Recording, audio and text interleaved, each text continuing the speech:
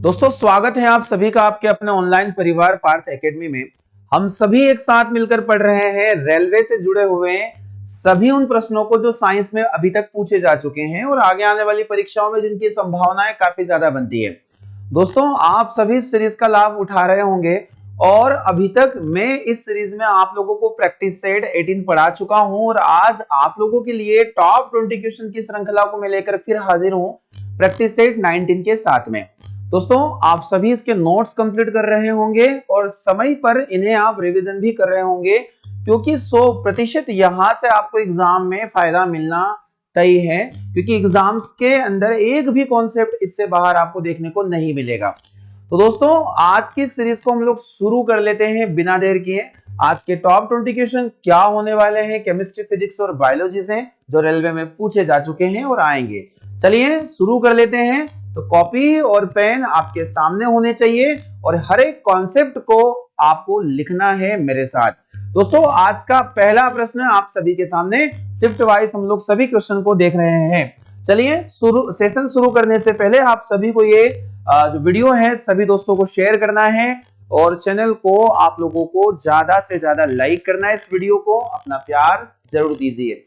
आज का पहला प्रश्न बायोलॉजी से पूछा गया है, आरआरबी जेई का जो प्रश्न है हम लोग इसको जल्दी से देख लेते हैं। पूछा जा रहा है कि हैलिटोसिस को आमतौर पर किस नाम से जाना जाता है। आप लोगों का पहला क्वेश्चन और यूनिक प्रश्न है, अभी तक पढ़ने को नहीं मिला होगा कि हैलिटोसिस नाम की एक प्रॉब्लम होती है, हैलिटोसिस में क्या होता है। आपके ऑप्शन दिए, इसका संबंध है क्या ब्लड प्रेशर से इसका संबंध होगा, या सिर दर्द से या हेडेक से इसका संबंध होगा, या सांस की दुर्गंध यानी बैड ब्रीथ, या फिर इसको फ्लू से रिलेटेड हम लोग देख सकते हैं। तो इतने सारे ऑप्शन आप लोगों के सामने हैं, आपको बताना है कि हैलिटोसिस नाम की जो प्रॉब्लम है वो किससे संबंधित प्रॉब्लम हो सकती है।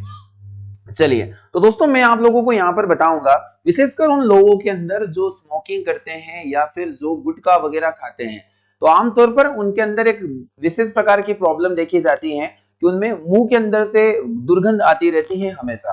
तो ये जो हैलिटोसिस एक टर्म होता है, ये जो अनियमित तरीके से मुंह से जो दुर्गंध आती है उसी से जुड़ा हुआ एक टर्म होता है। तो आपको ध्यान रखना है, यहाँ जो चार ऑप्शन आप लोगों के सामने मिल रहे हैं कि जो ब्लड प्रेशर, सिर दर्द और सांस की दुर्गंध, तो इसमें हमारा जो सही जवाब देखने को मिलेगा वो मिलेगा सांस की दुर्गंध यानी कि बैड ब्रीथ। तो सांस की दुर्गंध से जुड़ी हुई एक प्रॉब्लम होती है। देखिए कई प्रकार की इंटरनली प्रॉब्लम भी हो सकता है किसी के अंदर कि जो सांस की दुर्गंध असामान्य रूप से होती है, तो उसी को हम लोग हैलिटोसिस नाम की प्रॉब्लम देते हैं। और ये आरआरबी जेई 22/5/2019 इवनिंग शिफ्ट में पूछा गया प्रश्न है। इससे रिलेटेड क्वेश्चन आपको आगे वाली एग्जाम में भी देखने को मिल सकता है। तो दोस्तों बहुत ही यूनिक क्वेश्चन जो इस सेशन में हम लोग टारगेट कर रहे हैं। चलिए बढ़ते हैं हम लोग क्वेश्चन नंबर 2 की ओर। अगला प्रश्न आप सभी के सामने ध्यान से समझिएगा, आरआरसी ग्रुप डी में पूछा गया प्रश्न है 2022 में आफ्टरनून शिफ्ट में। सुनील ने चावल के आटे का पेस्ट बनाया और पेस्ट में आयोडीन के घोल की एक बूंद डाली, वह क्या देखेगा। आपको बताना है एक छोटा सा प्रैक्टिकल जो सुनील नाम का व्यक्ति यहां पर कर रहा है कि उसने एक चावल के आटे का पेस्ट लिया और इस पेस्ट में आयोडीन के घोल की एक बूंद डाली, तो वह क्या देखेगा। सुनील को यहाँ से क्या ऑब्जर्वेशन मिलेगा। तो यहाँ पहला जो ऑप्शन देके रखा है, क्या छोटे छोटे बुलबुलों का बनना, बुदबुदाहट गैस देखेगा, पेस्ट नीला काला हो जाएगा, या फिर पेस्ट का रंग आसमानी ब्लू हो जाएगा, नीला हो जाएगा, या फिर चावल के आटे से भूरे रंग का धुआं निकलेगा। किस प्रकार की चीजें यहां देखने को मिलेगी आपको बताना है। तो दोस्तों मैं सबसे पहले आपको समझा देता हूं कि जो चावल के आटे, और चावल के आटे में सबसे ज्यादा अगर कोई चीज होती है तो वो होता है स्टार्च। स्टार्च जिसे हम मंड के नाम से भी जानते हैं, एक पॉलीसेकेराइड कार्बोहाइड्रेट माना जाता है। पॉलीसेकेराइड कार्बोहाइड्रेट माना जाता है। पॉलीसेकेराइड कार्बोहाइड्रेट आपको मेरे साथ लिखते चलना है, पहले आप समझे देन आपको लिखना है। अब आप यहां पर देख रहे हो कि इस पेस्ट में हमने क्या किया, आयोडीन की एक बूंद डाली। और आप सभी को पता है कि जो आयोडीन होता है, टिंचर आयोडीन या फिर जो आयोडीन टेस्ट होता है, आयोडीन टेस्ट होता है, यह किस लिए किया जाता है। तो आयोडीन टेस्ट किया जाता है स्टार्च परीक्षण हेतु। स्टार्च को परीक्षण करने के लिए या फिर स्टार्च को टेस्ट करने के लिए आयोडीन टेस्ट लगाया जाता है। यही आप लोगों को यहां पर ध्यान से समझना है। तो आप देखोगे कि जब अगर ये स्टार्च प्रेजेंट इसमें होता है तो आयोडीन की एक बूंद डालने पर ये जो पेस्ट होता है यह नीले काले रंग का हो जाएगा। यानी यहाँ पर ऑप्शन हमारे पास दे के रखा है कि जो पेस्ट है वो नीला काला हो जाता है, ब्लू ब्लैक, यानी कि आपका ऑप्शन नंबर हो जाएगा ऑप्शन नंबर बी, पेस्ट नीला काला रंग का हो जाएगा। और यही प्रेजेंट करता है कि हमारे जो चावल का आटा था तो सुनील ने उसके अंदर स्टार्च को टेस्ट किया। दोस्तों मोस्ट इंपोर्टेंट क्वेश्चन है और एग्जाम में इससे रिलेटेड क्वेश्चन देखने को मिल सकता है 7/10/2022। ये अपडेटेड क्वेश्चन ही है, इस तरीके के टेस्ट वाले क्वेश्चन भी एग्जाम में देखने को मिलेंगे। स्टार्च परीक्षण के लिए आयोडीन टेस्ट आप लोगों को याद होना चाहिए। अगला क्वेश्चन आप सभी के सामने पूछा जा रहा है यहाँ पर इनमें से कौन सा जीवित जीवाश्म का एक उदाहरण है? कौन सा जीवित जीवाश्म का एक उदाहरण है आप लोगों को बताना है।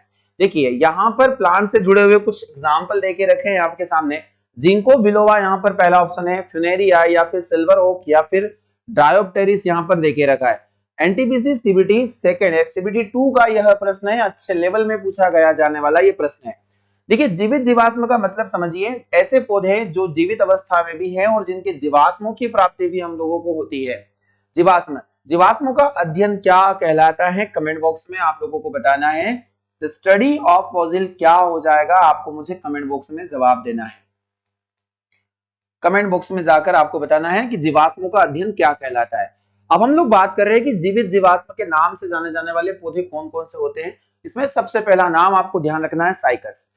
साइकस जो ट्री होता है उसे हम लोग जीवित जीवाश्म के नाम से भी जानते हैं। देखिए कितने सारे नाम इसमें आ जाएंगे, आप लोगों को ध्यान रखना है। जीवित जीवाश्म में एक नाम जो आपको विशेष ध्यान रखना है वो है साइकस। अब अगर साइकस एग्जाम में नहीं है, जैसे आप लोग यहाँ पर देख सकते हैं कि साइकस इसमें प्लांट देके ही नहीं रखा गया है, तो इसमें आपको सेकंड जो एग्जाम्पल याद रखना है वो याद रखना है जिंको बिलोबा। जिंको बिलोबा, इसे चीन का राष्ट्रीय वृक्ष भी कहते हैं। चीन का राष्ट्रीय वृक्ष कौन है? Ginkgo biloba. और जिंको बिलोबा को भी हम क्या कहते हैं? इसको जीवित जीवाश्म के नाम से जाना जाता है। तो यहाँ पर हम जिंको को भी रख लेंगे। तो जिंको जो ट्री होता है, जिंको बिलोबा ट्री होता है, उसी को हम लोग जीवित जीवाश्म यहाँ पर कहेंगे। तो एनटीपीसी ने इस क्वेश्चन को टारगेट किया था। ऐसे ही प्रश्न आपको अगर प्लांट क्लासिफिकेशन हम लोग पढ़ेंगे तो वहां पर देखने को आपको जरूर मिलेंगे। इस क्वेश्चन को आप लोग अपने कॉपी में लिख लें। अब साइकस के बारे में आप लोगों को पता होगा कि इसके तने से, साइकस के तने से स्टार्च निकाला जाता है और इसी स्टार्च से साबूदाना बनाया जाता है। इसी स्टार्च को सुखाकर साबूदाना बनाया जाता है और साबूदाना बनाए जाने के कारण इसे हम लोग क्या कहते हैं? सागो पाम ट्री के नाम से भी जानते हैं। तो दोस्तों मोस्ट इंपोर्टेंट क्वेश्चन था हमारे सामने, क्वेश्चन नंबर 3। सही जवाब इसका ऑप्शन नंबर ए हो जाएगा। चलिए बढ़ते हैं अगले प्रश्न की ओर। क्वेश्चन नंबर 4 पूछा जा रहा है कि इनमें से कौन सा कथन गलत है? आरआरसी ग्रुप डी का क्वेश्चन है, 2022 में ये पूछा गया है। देखिए हाल फिलहाल एग्जाम में आया, यहाँ पर कौन सा कथन आपको गलत देखने को मिल रहा है?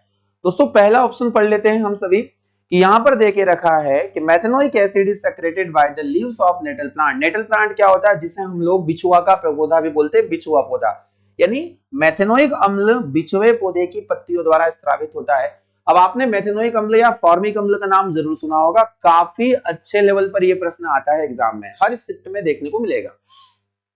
फॉर्मिक अम्ल वैसे तो चींटी के डंक में या फिर मधुमक्खी के डंक में हम लोग देख सकते हैं या बिच्छू के डंक में भी देखने को मिल सकता है, परंतु एक ऐसा प्लांट है जिसकी लीफ में, जिसके पत्तियों के अंदर ऐसे छोटे छोटे रोए होते हैं और इन रोए के अंदर क्या होगा कि इन रोम के अंदर से क्या निकलता है? मेथेनोइक एसिड का सेक्रेशन होता है। और यहाँ भी ये जिस प्रकार आप लोगों को चींटी डंक के बाद में जो फॉर्मिक एसिड का सेक्रेशन होता है, इस प्लांट के अंदर भी देखने को मिलेगा, नेटल प्लांट के अंदर। तो यहाँ ये स्टेटमेंट तो हमारे लिए बिल्कुल सही हो गया, हमें गलत स्टेटमेंट का चुनाव करना है।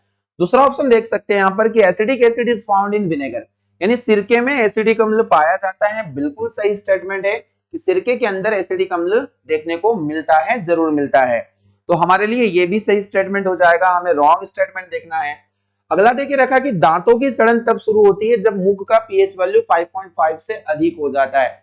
क्या इस स्टेटमेंट में कितनी सच्चाई है? आप सभी ने पढ़ा होगा कि अगर हम लोग देखें, हमारे जो दांतों के इनेमल होते हैं वो बने होते हैं कैल्शियम फॉस्फेट से। दांतों के ऊपर एनेमल की एक कोटिंग पाई जाती है जो हमारे दांतों को मजबूत, सुरक्षा और चमकीला और कठोर बनाता है।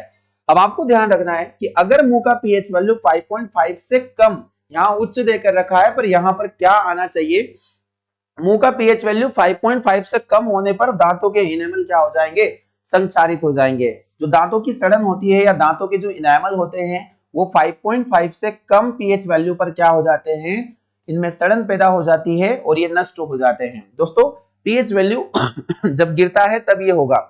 अगला यहाँ पर देके रखा है तो हमारे हिसाब से ये रॉन्ग स्टेटमेंट है कि पीएच वैल्यू 5.5 से उच्च नहीं होना चाहिए, यह निम्न होना चाहिए था। और आपको एक देके रखा, जो बैक्टीरिया होते हैं मुंह में बचे खाने को क्या करते हैं, विघटित कर देते हैं, खाने को डिकम्पोज करते रहते हैं, जो खाना बचा हुआ रहता है। तो सही जवाब हमारे लिए क्या हो जाएगा, सी ऑप्शन हो जाएगा, जो आपको ध्यान रखना है, मोस्ट इंपोर्टेंट है। तो फार्मिक एसिड कहां कहां पाया जाता है, तो फार्मिक एसिड पाया जाता है चींटी के डंक में, चींटी के डंक में, चींटी के डंक में। इसके अलावा आप मधुमक्खी और बिच्छू के डंक में भी देखने को मिल सकता है, बिच्छू के डंक में भी देखने को मिल सकता है। फार्मिक एसिड का फॉर्मूला HCOOH या इसे हम लोग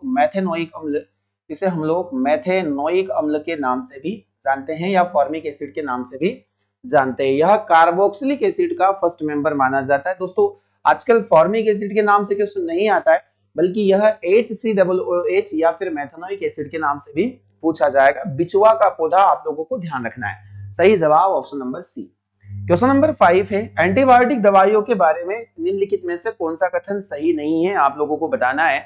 विच of the following statement about antibiotic is not correct, NTPC CBT first में आया हुआ यह प्रश्न है, आपको ध्यान से समझना है। दोस्तों पहला ऑप्शन देखते हैं। सबसे पहले मैं बता देता हूं, एंटीबायोटिक दवाइयां जिन्हें हम लोग कहते हैं प्रतिजैविक दवाई, जिन्हें हम लोग प्रतिजैविक दवाई के नाम से जानते हैं। 1928 में अलेक्जेंडर फ्लेमिंग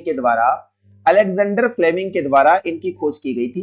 अलेक्जेंडर फ्लेमिंग के द्वारा इन्हें बनाया गया था। और दुनिया की सबसे पहली जो एंटीबायोटिक दवाई थी इसका नाम था पेनिसिलिन। क्या नाम होगा, पेनिसिलिन। और पेनिसिलिन को कवक से प्राप्त किया जाता है। इस कवक का भी नाम आपको पता होना चाहिए, पेनिसिलियम नोटेटम। पेनिसिलियम नोटेटम नाम का जो कवक है यह पेनिसिलिन को देता है, आपको ध्यान रखना है। अब 1928 में इसको बनाया गया। सबसे पहले इसका प्रयोग चूहे के ऊपर किया गया था, यह भी आपको ध्यान रखना है। और सेकंड थिंग कि जितनी भी एंटीबायोटिक दवाइयां होती है यह जीवाणुओं को नष्ट करने के लिए सहायक होती है। देखिए इनका असर वायरस पर नहीं होगा, ना ही किसी प्रोटोजोआ पर होगा, बल्कि एंटीबायोटिक दवाइयों का असर जीवाणुओं को नष्ट करने के लिए ही किया जाता है इनका प्रयोग। अब हम लोग यहाँ पर देख रहे हैं, पहला ऑप्शन हम लोग पढ़ लेते हैं। यहां से हम लोगों को रॉन्ग स्टेटमेंट बताना है। तो प्रतिजीवी दवाइयों के दुष्प्रभाव में चेचक जिसे हम लोग कहते हैं स्मॉल पॉक्स, बड़ी माता, या फिर फाइलेरिया या फिर डिप्थीरिया हो जाता है। देखिए इसका दुष्प्रभाव से नहीं होगा, डिप्थीरिया को तो ये ठीक करेगा। जो एंटीबायोटिक दवाइयां है, डिप्थीरिया जो कॉर्निबैक्टीरियम डिप्थीरियाई नाम के एक बैक्टीरिया से होता है, यह गलघोटू के नाम से भी जानी जाती है। तो हमारा पहला स्टेटमेंट ही यहाँ पर इनकरेक्ट देखने को मिल रहा है। अगला यहाँ पर देखने को मिलेगा कि प्रतिजीवी ठंड और फ्लू के खिलाफ प्रभावी नहीं है। बिल्कुल सही है, क्योंकि ये वायरल डिसीज होते हैं और वायरस पर इनका प्रभाव नहीं पड़ेगा। प्रतिजीवी वायरस के खिलाफ प्रभावी नहीं है, यह भी सही स्टेटमेंट है। और जीवाणु रोगों के खिलाफ प्रतिजीवी प्रभावी है। ये तीनों सही स्टेटमेंट है हमारे लिए। ऑप्शन ए बिल्कुल रॉन्ग स्टेटमेंट हो जाएगा और हमसे रॉन्ग स्टेटमेंट ही पूछा है। देखिए ऐसे प्रश्नों के रॉन्ग होने का जो चांसेस है वो एग्जाम में बहुत ज्यादा होता है। या तो हम इन्हें समझ नहीं पाते हैं और समझने के बाद जब हम लोग इन्हें टिक आउट करते हैं, जब इनके ऑप्शन हम चूज करते हैं, तो हो सकता है हम थोड़ा हड़बड़ाहट में इन्हें जल्दबाजी में रॉन्ग स्टेटमेंट करेक्ट कर देते हैं। दोस्तों ध्यान देना है। देखिए अगर आपने अपने पेपर में थोड़ा सा धैर्य और विवेक रखा, अच्छे से पेपर अपने अटेम्प्ट किया, तो आपके 4 से 5 क्वेश्चन वैसे ही ठीक हो जाएंगे। हमारी जल्दबाजी, और जल्दबाजी इसलिए होती है कि लैक ऑफ कंटेंट, या फिर हम लोगों ने ठीक से पढ़ा नहीं है, ठीक से हमने रिवीजन नहीं किया है, तो ये घबराहट होती है। अभी हम समय में फ्री है तो हम लोगों को बहुत अच्छे से रिवीजन कर लेना है हर एक चीजों का, ताकि एग्जाम में किसी प्रकार की कोई समस्या ना आए। देखिए उस 1 घंटे को बहुत बेहतर बनाने के लिए, जिस दिन एग्जाम होता है उस 1 घंटे को बहुत बेहतर बनाने के लिए कई सालों की तपस्या हम लोगों को करना पड़ती है, कई सालों की मेहनत उसमें लगानी पड़ती है। पर उस 1 घंटे में शायद हमारा सब कुछ बदल जाना होता है, ये आप सभी लोग बहुत अच्छे से जानते हैं। तो उस 1 घंटे को संजो कर रखिए कि वो नहीं बिगड़ना चाहिए, इसलिए आज मेहनत बहुत जरूरी है। उम्मीद है आप लोगों को मेरी बात समझ में जरूर आई होगी। दोस्तों बढ़ते हैं आगे की तरफ। तो सही जवाब फिफ्थ का हो जाएगा ए। क्वेश्चन नंबर 6 आप सभी के सामने, इनमें से कौन से वर्णक फलों और सब्जियों के रंग को निर्धारित करते हैं? हर बार किसी न किसी शिफ्ट में ये क्वेश्चन पूछा जाता है बदलकर। आरआरबी एनटीपीसी सीबीटी फर्स्ट में आया हुआ क्वेश्चन है, जिसको देख लेते 2021 एग्जाम में आया हुआ है। तो आपने देखा होगा कि फलों के अंदर या फिर पेड़ पौधों के अंदर कई प्रकार के पिगमेंट पाए जाते हैं। जैसे आपने एक फेमस पिगमेंट का नाम तो जरूर सुना होगा कि पौधों में हरा रंग किसकी वजह से आता है। सभी को पता है कि क्लोरोफिल इसके लिए रिस्पॉन्सिबल होता है। शैवालों में क्लोरोफिल ए पाया जाता है और इसकी वजह से पत्तियों में हरा रंग आ जाता है। पर कभी क्या आपने सोचा है कि फलों में और सब्जियों में जो रंगीन चीजें होती है या इनमें जो कलर डिसाइड होता है वो किसकी वजह से होता है? तो इसका सही जवाब होता है एंथोसाइनिन। अब एंथोसाइनिन हम लोग ऑप्शन में देख लेते हैं, या फिर अगर नहीं होगा, चलिए मिल गया हमारे पास, एंथोसाइनिन दे के रखा है ऑप्शन नंबर बी। तो आपको यहां ध्यान रखना है कि ये फल में और सब्जियों में कलर को डिसाइड करने का काम करता है। साथ ही साथ फूल के अंदर जो पंखुड़ियां होती है, फूल के अंदर पंखुड़ियां होती है, कैलिक्स जिसको हम बोलते हैं, बाह्य पुंज या दल पुंज, कैलिक्स या करोला, करोला के अंदर भी ये कलर डिसाइड करता है। रंगीन पंखुड़ियों को आप लोगों ने जरूर देखा होगा। दोस्तों सही जवाब एंथोसाइनिन हो जाने वाला है। एंथोसाइनिन आपको हमेशा हमेशा के लिए ध्यान रखना है। चलिए अगला क्वेश्चन देख लेते हैं। सही जवाब इसका हो जाएगा बी। क्वेश्चन नंबर 7, मच्छरों के जीवन चक्र की 4 अवस्थाओं का सही क्रम आपको बताना है। एनटीपीसी सीबीटी फर्स्ट में। देखिए मैंने हजारों बार बोला है कि आप सभी जानवरों का जो मेटामॉर्फिज्म होता है उसे पढ़ लें। कायांतरण मैंने आपको बहुत अच्छे से पढ़ाया है, आप पुराने सेशन जाकर देख लीजिए। सारे के सारे इंपॉर्टेंट फैक्ट मैंने आप लोगों से डिस्कस किए, और आप भरोसा नहीं कर रहे हो तो आप देख लीजिए आरआरबी एनटीपीसी सीबीटी फर्स्ट में ये अभी अभी पूछा गया प्रश्न है। मेटामॉर्फिज्म होता क्या? आप अगर मेंढक देखोगे तो मेंढक में आपने पढ़ा है कि मेंढक में थायरॉक्सिन हार्मोन की वजह से, थायरॉक्सिन के कारण इसके जो जीवन चक्र की या विकास की कुछ अवस्थाएं होती है। जैसे मेंढक में सबसे पहले आता है एग, एग के बाद में हम लोग पढ़ेंगे फ्रॉगलेट। क्या निर्माण होता है? फ्रॉगलेट। और फ्रॉगलेट के बाद में टेडपोल का निर्माण होगा, टेडपोल का निर्माण होगा, और इस टेडपोल के बाद में निर्माण हो जाता है किसका? एक फ्रॉग का, एक विकसित फ्रॉग का। ये आपको ध्यान रखना है। उसी प्रकार अगर हम किसी कीट में या इंसेक्ट्स में देखें तो इंसेक्ट्स में भी सबसे पहले एग, यानी कि इसको हम लोग बोल देंगे अंडा। एग के बाद में यहां पर एक अवस्था आती है जिसे हम लोग कहते हैं लार्वल स्टेज, यानी कि लार्वा अवस्था। लार्वा अवस्था, लार्वा के बाद में यहां पर आ जाता है प्यूपा अवस्था, प्यूपा स्टेज। और प्यूपा के बाद में यहां पर आ जाता है वयस्क एक इंसेक्ट, यानी कि कोई कीट का निर्माण यहां पर हो जाएगा। और इसे अलग अलग नाम से भी जाना जाता है, इसे इमागो के नाम से भी जाना जाता है। इमागो, इमागो के नाम से भी इसे हम लोग जानते हैं, जो वयस्क अवस्था होती है किसी भी कीट के लिए। तो दोस्तों ये मेटामॉर्फिज्म सभी में थायरॉक्सिन हार्मोन के कारण होता है। इसे हम लोग कायांतरण के नाम से भी जानते हैं, जो आपको ध्यान रखना है। सही जवाब हमारे लिए हो जाएगा पहले अंडा होगा। हम लोग यहाँ पर मच्छरों का यानी कि कीट का हम लोग जीवन चक्र पढ़ रहे हैं। तो कीट यहाँ पर एग हो जाएगा, लार्वा हो जाएगा, प्यूपा हो जाएगा और इमागो हो जाएगा। ऑप्शन नंबर ए बिल्कुल सही जवाब होगा इस प्रश्न के लिए। दोस्तों एग मैंने आप लोगों को बता दिया है कि मेंढक में, फ्रॉग में मेटामॉर्फिज्म किस तरीके से होता है। आपके सामने ये लिखे हुए हैं, आपको नोट्स में लिख लेना है। केवल आप पॉजिटिव रहिए और समय निकालकर पढ़ते जाइए प्रतिदिन। देखिएगा एक दिन जरूर ये आएगा कि आपकी मेहनत आपके सामने रिजल्ट, पॉजिटिव रिजल्ट के रूप में आपको मिलेगी। एक सही रिजल्ट आपको देखने को जरूर मिलेगा, पर आप मन लगाकर अच्छे से पढ़िए। बस आपसे यही हम बार बार निवेदन कर रहे हैं। दोस्तों अगला क्वेश्चन हम लोग टारगेट करेंगे, आपके सामने है अगला प्रश्न। देखते हैं हम लोग, आरआरसी ग्रुप डी में पूछा गया है और मसल्स यानी पेशियों से जुड़ा हुआ एक क्वेश्चन है। अब आप सभी लोग जानते होंगे अगर ह्यूमन बॉडी पढ़ा है। चलिए इस क्वेश्चन को पहले हम लोग पढ़ लेते हैं, समझाते हैं। पूछा गया कि रेखित पेशी, 3 प्रकार की पेशियां हमारे अंदर होती है। 3 प्रकार की पेशियां होती है, रेखित, अरेखित और हृदयक पेशी, यानी कि स्ट्राइटेड, नॉन स्ट्राइटेड और कार्डियक मसल्स। अब यहाँ पर रेखित पेशियों के बारे में पूछा गया है कि इनके संबंध में निम्नलिखित में से कौन सा कथन सही है, आप लोगों को बताना है। तो दोस्तों यहाँ पर अगर हम लोग देखें तो यहाँ अलग अलग ऑप्शन दिए। चलिए सबसे पहले मैं रेखित पेशियों के बारे में आप लोगों को कुछ बेसिक बातें हैं जो समझा देता हूं कि रेखित पेशियों को रेखित पेशियां या फिर इसे हम लोग स्ट्राइटेड मसल क्या कहते हैं। देखिए रेखित पेशियों को ही हम लोग ऐच्छिक पेशी के नाम से जानते हैं, ऐच्छिक पेशी के नाम से जानते हैं। ये पेशियां साकित होती हैं, साकित होती है। अगर इन पेशियों का स्ट्रक्चर हम लोग देखें तो कुछ इस प्रकार का स्ट्रक्चर आप लोगों को इन पेशियों का दिखता है। इनमें आप लोगों को इस तरीके से धारियां देखने को मिलती है, ऐसी रेखाएं देखने को मिलती है और इन्हीं के कारण इन्हें रेखित का नाम देके रखा जाता है। इस प्रकार आप लोगों को समझना है, ये रेखाएं होती है। अब इन पेशियों में अगर हम लोग डिस्कस करें तो ये दो प्रकार के बैंड होते हैं। यहाँ पर होता है लाइट बैंड, इसको हम लोग बोलेंगे लाइट बैंड, ये होगा लाइट बैंड। और लाइट बैंड के बाद में एक बैंड हो जाएगा यहाँ पर डार्क बैंड, ये हो जाएगा डार्क बैंड। ये हमारे अंदर की पेशियों की मैं बात कर रहा हूं, तो एक लाइट बैंड और एक डार्क बैंड। देखिए आइसोट्रोपिक और एनाइसोट्रोपिक बैंड के नाम से भी जान सकते हैं हम लोग, तो इन्हें हम लोग आई बैंड के नाम से भी कहते हैं। एमपी कांस्टेबल में भी ये क्वेश्चन कई बार आया है कि किन पेशियों में आई बैंड और ए बैंड पाए जाते हैं, तो आई बैंड और ए बैंड पाए जाएंगे स्ट्राइटेड मसल में या रेखित पेशियों में। तो आई बैंड और यहाँ पर हो जाएगा ए बैंड, आई बैंड या फिर ए बैंड पाए जाते हैं। दोस्तों ध्यान से समझना है, इन्हीं की दिए इन्हें हम लोग रेखित पेशी कहते हैं। ये ऐच्छिक कार्य करती है, इन्हें इसलिए ऐच्छिक पेशी कहेंगे। और इनका नाम हो जाता है कि इन्हें हम लोग कंकाली पेशी के नाम से भी जानते हैं।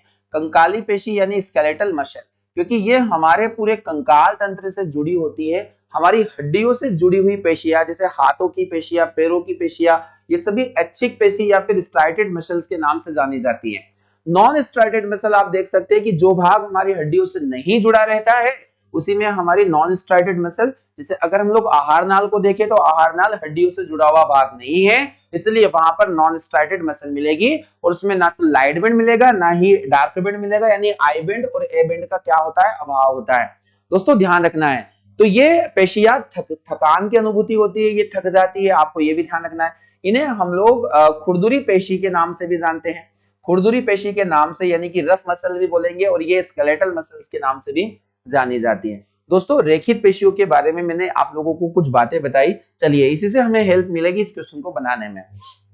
यहाँ पूछा गया है कि इनकी कोशिकाएं लंबी, बेलनाकार, अशुंडित और अशाखित होती है। हमने शाखाएं तो देखी, अशाखित के जितने भी टर्म है यहाँ से हटा दीजिए। अशाखित सी पर भी देके रखा है, बेलनाकार आकृति वाली शाखित होती है, अशुंडित और बेलनाकार। दोस्तों इसमें सही जवाब अगर हम लोग देखें ऑप्शन नंबर बी, आप ध्यान से पढ़िए। इनमें स्पष्ट हल्के और गहरे पट्ट, यानी कि आप लोगों ने ऐसी लाइनिंग देखी होगी, धारियां देखी होगी, ये पट्ट का मतलब है हल्के गहरे पट्ट इसमें उपस्थित होते हैं, जिन्हें आई बैंड और ए बैंड हम लोग बोलते हैं। ऑप्शन नंबर बी इस प्रश्न के लिए बिल्कुल सही जवाब आपके लिए हो जाएगा। बहुत अच्छे लेवल का प्रश्न है, एग्जाम में आने की पूरी संभावना इसकी बनती है। आगे आप पूछा जा सकता है कि किन पेशियों को कंकाली पेशी भी हम लोग कहते हैं, तो आपको ध्यान रखना है रेखित पेशियों को ही कंकाली पेशी कहा जाता है। चलिए क्वेश्चन नंबर 9 को हम लोग जल्दी से टारगेट कर लेते हैं। अगला प्रश्न आप सभी के सामने, यदि कोई बाहरी बल, फिजिक्स का एक क्वेश्चन है, यदि कोई बाहरी बल कार्यरत ना हो तो द्रव की बूंद का आकार कैसा आकार नियंत्रित होता है। अगर कोई बाहरी बल आउटर फोर्स अप्लाइड नहीं किया गया हो तो कोई भी शेप होगा ड्रॉप का, वो किसके द्वारा कंट्रोल्ड होगा, आपको बताना है। इसके लिए आपको छोटी सी एक बात समझना पड़ेगी, फिजिक्स का एक फिनोमिना जिसका नाम होता है पृष्ठ तनाव। दोस्तों आप सभी लोग जानते हैं पृष्ठ तनाव क्या है, जिसे हम लोग कहते हैं सरफेस टेंशन। सरफेस टेंशन, और सरफेस टेंशन क्या होता है कि कोई भी द्रव कम स्थान ग्रहण की कोशिश करता है, कम स्थान ग्रहण करने की चेष्टा करता है। जैसे आप लोग पानी को नीचे डालते हैं जमीन पर, तो धीरे धीरे पानी के जो मॉलिक्यूल होते हैं वो सिकुड़ते चले जाते हैं और अंततः वो गोलाकार रूप धारण कर लेते हैं। तो एक प्रश्न जो काफी फेमस होता है कि जल की बूंदों का गोल होना किसके कारण होगा, तो सरफेस टेंशन या पृष्ठ तनाव के कारण ही होगा, आपको ध्यान रखना है। तो यहाँ द्रव की बूंदों का आकार नियंत्रण सरफेस टेंशन के कारण ही होगा, यानी कि ऑप्शन नंबर बी इस प्रश्न का बिल्कुल सही जवाब हो जाएगा। दोस्तों मोस्ट इंपोर्टेंट क्वेश्चन है, हर बार एग्जाम में ये क्वेश्चन आया है। सरफेस टेंशन का अगर फार्मूला हम लोग देखें तो फार्मूला होगा इसका फोर्स अपॉन में क्या हो जाएगा, लेंथ, यानी कि बल बटे लंबाई, बल बटे लंबाई आपको ध्यान रखना है। फोर्स अपॉन लेंथ यानी इसका हो जाएगा न्यूटन पर मीटर, न्यूटन पर मीटर आप लोगों को इसका ऐसा यूनिट ध्यान रखना है। मोस्ट इंपोर्टेंट क्वेश्चन है, एक प्रकार का बल होता है, यह द्रव की सतह पर लगता है, सरफेस टेंशन इसीलिए इसको कहा जाता है। चलिए दोस्तों अगला क्वेश्चन हम लोग देख लेते हैं, मोस्ट इंपोर्टेंट क्वेश्चन था, क्वेश्चन नंबर 10 यहाँ पर देके रखा है। आरआरबी एनटीपीसी सीबीटी फर्स्ट में गतिमान जोड़ पर दो हड्डियों के बीच पाए जाने वाले स्नेहक द्रव को क्या कहा जाता है, आपको बताना है। देखिए हड्डियों के दो जॉइंट आप लोगों ने देखे होंगे, मान लीजिए एक जॉइंट ये है और एक जॉइंट ये एक जॉइंट है, और इन जॉइंट के बीच में जो हमारे दोनों जॉइंट होते हैं, यहाँ पर जो एक लिक्विड बोला गया है, लिक्विड का नाम क्या होता है? तो इस लिक्विड का नाम मैं आपको बताने वाला हूं, इसका नाम होता है साइनोवियल नाम का लिक्विड। कौन सा लिक्विड? साइनोवियल नाम का लिक्विड, यानी कि ऑप्शन नंबर ए यहाँ सही जवाब हो जाएगा हमारे लिए। हड्डियों के बीच पाए जाने वाले जो जॉइंट होते हैं, उन जॉइंट में जो लिक्विड या स्नेहक द्रव होगा जो हड्डियों को मूवमेंट करने के लिए बहुत ज्यादा रिस्पॉन्सिबल होता है, तो उसका नाम हो जाएगा synovial liquid. Option number A आप लोगों का सही जवाब हो जाएगा। चलिए दोस्तों, अगला क्वेश्चन हम लोग देख लेते हैं, 11th क्वेश्चन। इनमें से कौन सा संयोजन अभिक्रिया का एक उदाहरण नहीं है? केमिस्ट्री के क्वेश्चन है, केमिस्ट्री के क्वेश्चन समझना है। तो अगर आप लोगों ने बहुत अच्छे से नहीं समझा है तो आप जाइएगा चैनल पर, प्लेलिस्ट बना दी गई है और वहां केमिस्ट्री के चैप्टर वाइज वीडियोस को आप लोग देख लीजिए। हर एक चैप्टर से आप लोगों के 5-5 वीडियोस हम लोगों ने ऑलरेडी डाल दिए, वहां आप देखिए, आपके पूरे चैप्टर के कॉन्सेप्ट वहां से क्लियर हो जाएंगे। तो दोस्तों बहुत अच्छे क्वेश्चन हम लोगों ने वहां पर रखे हैं, 100 मोस्ट एक्सपेक्टेड क्वेश्चन जो एग्जाम में आ सकते हैं, मैंने आपको पढ़ाए हैं। चलिए बढ़ते हैं, यहाँ पर संयोजन अभिक्रिया का उदाहरण नहीं है। देखिए संयोजन अभिक्रिया हम लोगों ने पढ़ी है जिसमें ए और बी मिलकर ए बी का निर्माण करते हैं, यानी दो अलग अलग अभिकारक मिलकर एकल उत्पाद बनाए, दो अलग अलग अभिकारक मिलकर एकल उत्पाद बनाए। तो इसका उदाहरण नहीं है, हमसे पूछा गया है। तो बुझे हुए चूने का निर्माण करना, बुझे हुए चूने का निर्माण करना यानी कैल्शियम ऑक्साइड के साथ में जब हम पानी को मिक्स करते हैं तो यहां बनता है CaOH होल ट्वाइस, ये बुझा हुआ चूना, और यहाँ दो कंपाउंड आपस में जुड़ रहे हैं और एकल उत्पाद का निर्माण कर रहे हैं, तो यहाँ तो संयोजी अभिक्रिया होगी ही, है ना। तो ये हमने तो देखना है हमें कि उदाहरण नहीं बताना है। हाइड्रोजन गैस और ऑक्सीजन गैस दोनों से जल का निर्माण होना, यानी आप समझ गए होंगे कि हाइड्रोजन और ऑक्सीजन दोनों से जल का निर्माण होना, किसका निर्माण हो जाएगा? H2O का यहाँ पर निर्माण हो जाएगा। तो मोस्ट इंपोर्टेंट क्वेश्चन यहाँ भी है, तो यहाँ भी दो अलग अलग एकल उत्पाद को जोड़कर एक एकल अभिकारक बन रहा है, एकल अभिकारकों को जोड़कर अलग अलग एकल उत्पाद बन रहा है, ध्यान रखना है। अगला कोयले का जलना, तो कोयले का जलना आपको पता है C+O2 करते हैं, CO2 का निर्माण होता है, यहाँ भी दो अलग अलग अभिकारक एक में बदल रहा है। कैल्शियम कार्बोनेट को गर्म किया जाना, देखिए कैल्शियम कार्बोनेट यानी कि CaCO3 जब गर्म होता है तो गर्म होने पर यह CaO प्लस CO2 का निर्माण करता है, CaO प्लस CO2 का निर्माण करता है, और यह रिएक्शन एक डीकंपोजिशन रिएक्शन या फिर इस रिएक्शन को हम लोग वियोजन अभिक्रिया के नाम से जानेंगे। और इसका कारण होगा कि यहाँ एकल अभिकारक दो अलग अलग उत्पादों में बदल रहा है, इसका ये रिवर्स रिएक्शन देके रखिए। जब यहाँ पर AB जो होगा वो A और B में कन्वर्ट हो जाए, A और B में टूट जाए, तो ये वियोजन अभिक्रिया। और यहाँ जब दो अलग अलग अभिकारक एकल उत्पाद में बदले तो उसे हम लोग संयोजन कहते हैं। दोस्तों मैंने बहुत अच्छे से ये पूरे चैप्टर आप लोगों को समझाए हैं, थोड़ा समय निकालिए अपने फ्यूचर के लिए, और आप प्लीज वो सभी वीडियो जाकर देख ले एक बार, प्लेलिस्ट बनाई गई है केमिस्ट्री के चैप्टर वाइज MCQ में। सही जवाब इसका हो जाएगा ऑप्शन नंबर डी, क्योंकि यहां पर ये एग्जाम्पल नहीं होगा बल्कि सभी एग्जाम्पल होंगे, इसलिए हमारा सही स्टेटमेंट हो जाएगा option number B, calcium carbonate का जलना। चलिए क्वेश्चन नेक्स्ट है हमारे सामने, 12 क्वेश्चन है, 12th क्वेश्चन। तो यहां पूछा गया है कि विच of the following statement regarding reduction is incorrect, है ना। स्टेटमेंट आपको दे दिया गया है यहाँ पर, और रिडक्शन के रिगार्डिंग आपको एक इनकरेक्ट स्टेटमेंट यहाँ पर बताना। रिडक्शन बोले तो अपचयन, यहाँ पर अपचयन से संबंध में देखिए, यहाँ अगर आप लोगों को अपचयन के बारे में पूछा जाए तो अपचयन यानी कि रिडक्शन कब कब हो सकता है, तो आप लोगों को बताना है कि रिडक्शन होने के लिए क्या चीज जरूरी है। रिडक्शन होने के लिए मान लीजिए ऑक्सीजन का जुड़ना, अगर ऑक्सीजन जुड़ जाता है तो भी रिडक्शन हो सकता है, हाइड्रोजन का जुड़ना भी रिडक्शन होगा, और अगर एग्जाम में यहां से पूछा जाए कि इलेक्ट्रोनेगेटिव एलिमेंट का निकलना, यानी कि रिमूविंग ऑफ इलेक्ट्रोनेगेटिव एलिमेंट, ये भी अपचयन हो जाएगा, रिडक्शन हो जाएगा। वही अगर एग्जाम में पूछा जाए कि इलेक्ट्रॉन को ग्रहण करना भी एक रिडक्शन होगा।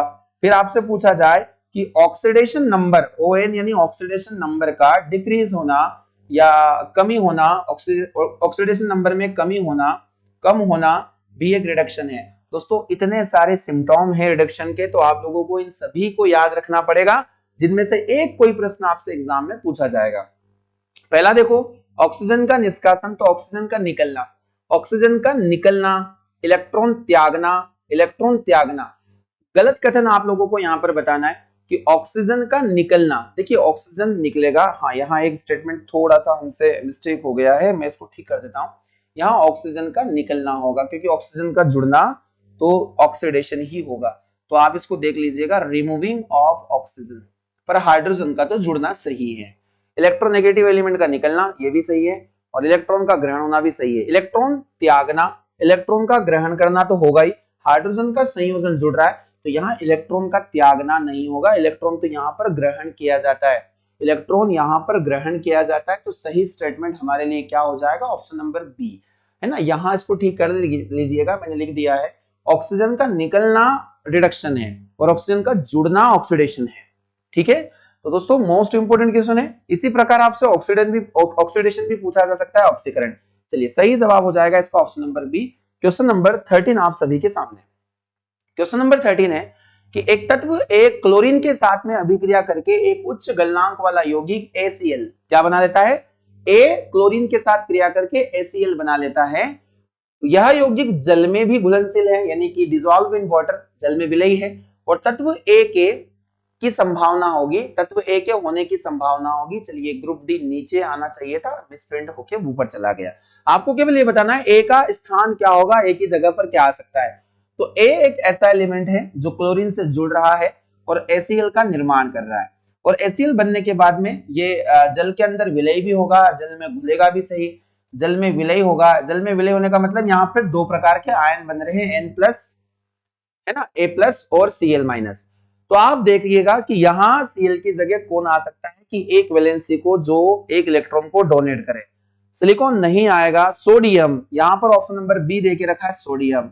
तो सोडियम अगर मैं यहाँ पर रखता हूं तो सोडियम, यानी कि आप समझ सकते हैं कि Na के साथ में Cl जुड़ेगा और यहाँ बनेगा NaCl, और NaCl के दो आयन बनते हैं Na+ और Cl-।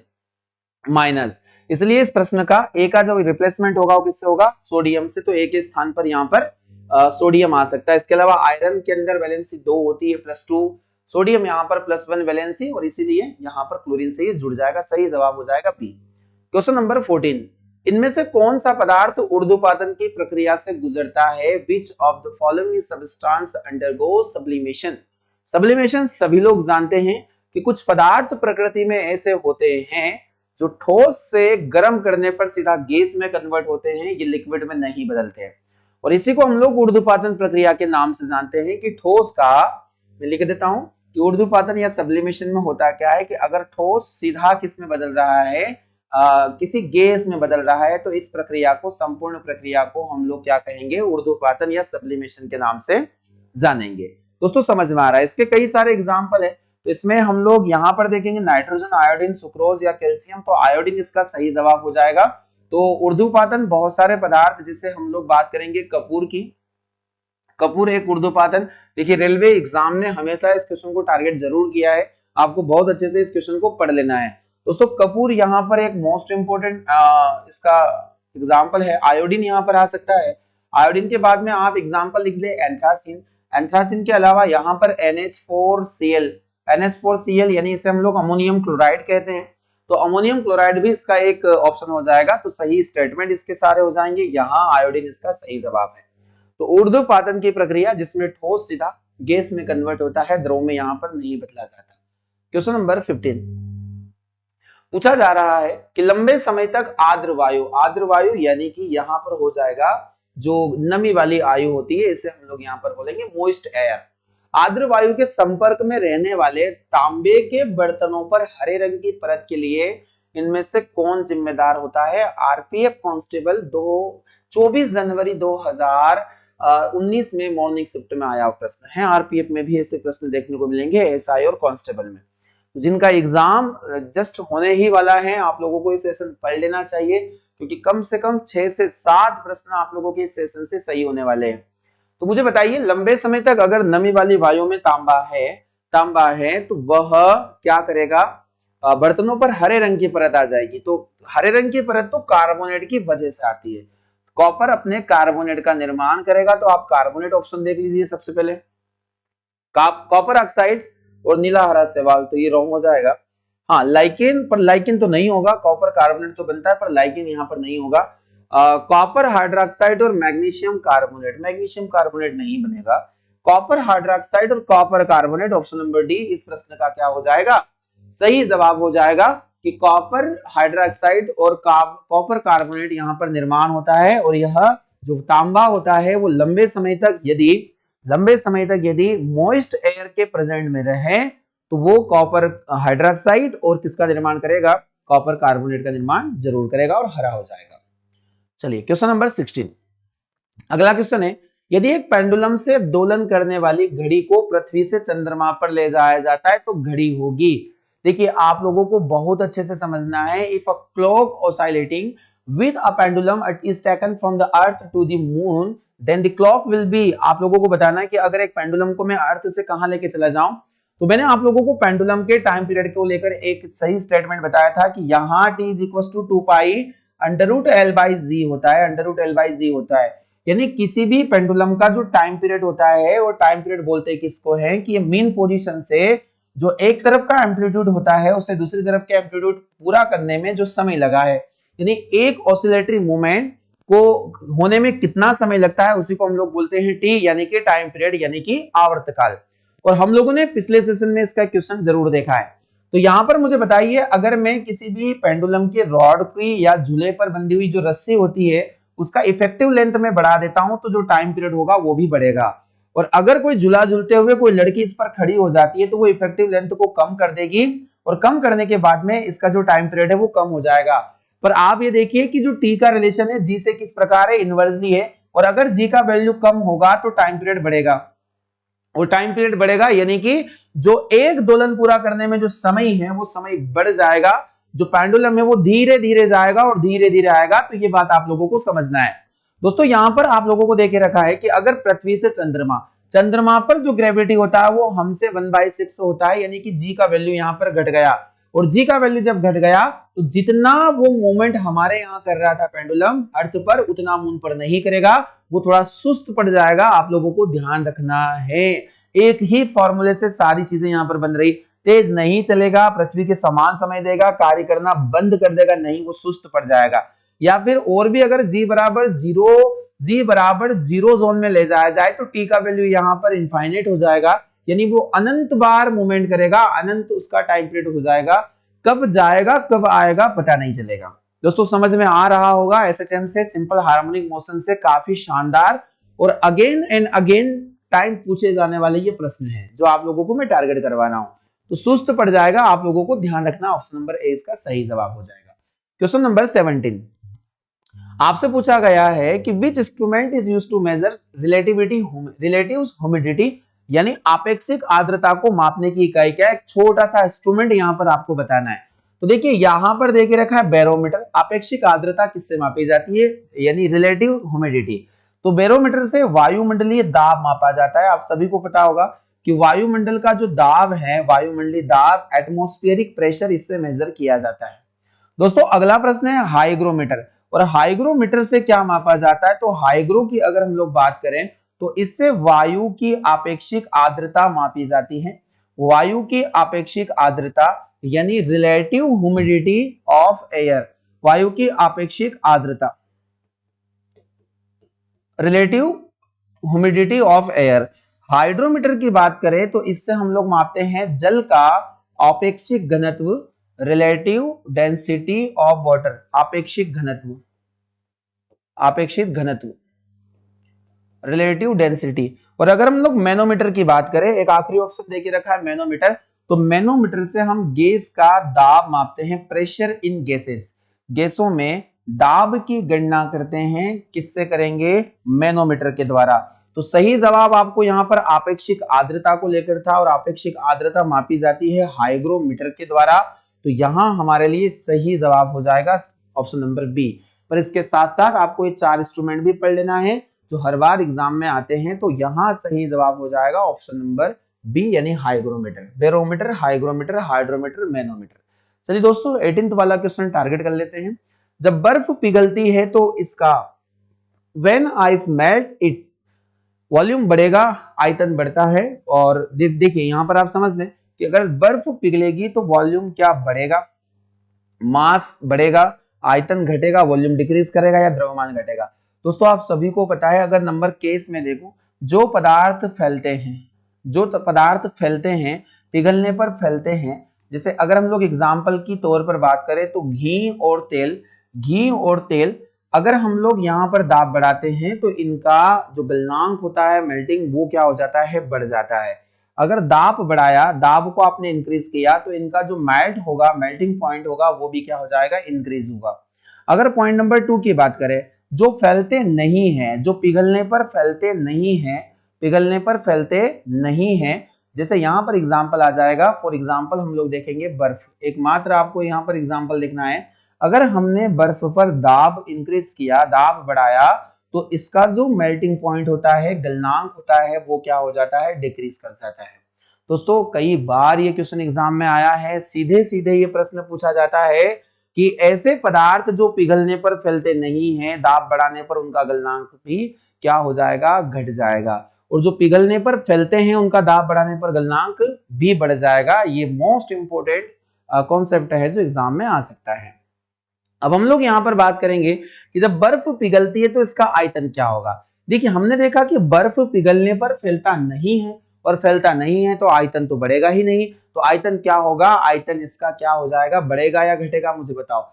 बर्फ जब पिघलेगी तो आयतन इसका घटता है, पर बर्फ जमने पर आयतन बढ़ता है। इसलिए शीत के काल यानी शीत ऋतु में कई प्रकार के जो पाइप होते हैं वो अक्सर फट जाया करते हैं, क्योंकि उनमें जो पानी भरा हुआ होता है ना, वो क्या हो जाता है, बर्फ में कन्वर्ट हो जाता है। आपको ध्यान रखना है। तो दोस्तों सही जवाब इसका आयतन घटता है, ऑप्शन नंबर सी हम लोग चूज करेंगे, और मोस्ट इंपोर्टेंट क्वेश्चन यहां पर माना जाएगा। चलिए क्वेश्चन नंबर 19 की ओर हम लोग मूव करेंगे। अगला प्रश्न आप सभी के सामने कि मिट्टी के घड़े में इनमें से किस क्रिया के द्वारा जल ठंडा होता है। अक्सर हम लोग इसका उपयोग करते, जो अर्थन पोट होते हैं, मिट्टी के घड़े होते हैं, उन घड़ों में हम लोग गर्मी के दिनों में पानी भर के रखते हैं, काफी ठंडा पानी वो हम लोगों को देते हैं। अब मुझे इसकी प्रक्रिया बताइए। ये क्वेश्चन ऐसे भी बनाया जा सकता था कि क्या वजह है कि मिट्टी के बने जो कच्चे मकान होते हैं गर्मी के दिनों में उनमें गर्मी का अनुभव नहीं होता, या फिर वो अक्सर ठंडे रहते हैं। आप सभी ने इसको फील किया होगा। तो हम लोग देखते हैं इसका रीजन क्या है। तो मिट्टी के घड़ों में जो पानी अक्सर ठंडा होता है, इसका वजह क्या, द्रवण है, कंडेंसेशन प्रोसेस है, या इवोपरेशन प्रोसेस है, वाष्पीकरण, ऊर्ध्वपातन, सब्लिमेशन, में से कोई नहीं। देखिए इसका एक ही प्रमुख कारण है कि मिट्टी के घड़ों में छोटे छोटे पोर्स होते हैं, छोटे छोटे पोर्स होते हैं, छोटे छोटे छिद्र होते हैं, और इन छिद्र में लगातार क्या होता है, पानी का वाष्पीकरण होता रहता है, पानी का वाष्पीकरण होता रहता है। और वाष्पीकरण की प्रक्रिया के द्वारा ही मिट्टी के घड़ों में जो पानी होता है वो क्या हो जाता है, ठंडा बना रहता है। तो ऑप्शन नंबर बी। या फिर अगर कच्चे मकान होते हैं उनमें भी ठंडाई अनुभव की जा सकती है, तो वो भी किसकी वजह से, वाष्पीकरण की वजह से। मोस्ट इंपोर्टेंट क्वेश्चन, आज के सेशन का अंतिम प्रश्न आप सभी के लिए होने वाला है। हम लोग देख लेते हैं होमवर्क क्वेश्चन। एक ही पदार्थ के अणुओं के बीच जो बल कार्य करता है उसे हम लोग क्या कहते हैं। आपके पास पहला ऑप्शन देके रखा है कोहेसिव फोर्स, यानी कि इसे हम लोग ससंजक बल, या इसे हम कोहेसिव फोर्स के नाम से जान सकते हैं, कोहेसिव फोर्स। फिर यहां असंजक बल, यानी इसे हम लोग कहेंगे एडहेसिव फोर्स, या फिर यहां पर गुरुत्व, या इसे हम लोग ग्रेविटी के नाम से भी जान सकते हैं। क्या जानेंगे, या इनमें से कोई नहीं, none of the above, none of this. तो आपके पास 4 ऑप्शन है कि जो एक ही पदार्थ के अणुओं के बीच बल कार्य करता है उसे क्या कहते हैं, कोहेसिव, एडहेसिव, ग्रेविटी, या फिर इनमें से कोई नहीं। तो जल्दी से कमेंट बॉक्स ओपन कीजिए और कमेंट बॉक्स में मुझे अंतिम प्रश्न का एक बार जरूर आंसर दें। आज का सेशन आप लोगों को कैसा लगा कमेंट बॉक्स में जरूर लिखिए। आपके अच्छे कमेंट का मुझे इंतजार रहेगा, मैं जरूर पढ़ूंगा आपने क्या लिखा है। तो दोस्तों आज के सेशन में हम लोग इतना ही पढ़ते हैं, मिलते हैं हम लोग अगले सेशन में प्रैक्टिस सेट 20 के साथ में। आप सभी का बहुत बहुत धन्यवाद।